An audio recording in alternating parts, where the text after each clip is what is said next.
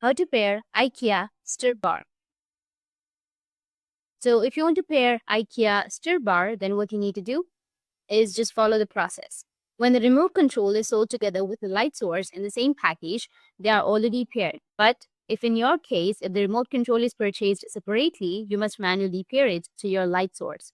To add light sources, just repeat the steps below. Make sure that your light source is installed and the main power switch is turned on. Hold the remote control close to the light source you want to add. Make sure that it's no more than 5 centimeters away.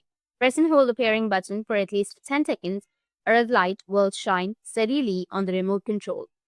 The light source will begin to dim and flash one time to indicate that it has been successfully paired.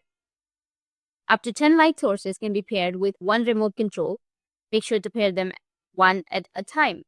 If the light sources are close to each other, disconnect those that have already been paired from the main power switch. That's how you can successfully pair IKEA Styrbar, and if you have any questions, feel free to comment below. Thanks for watching.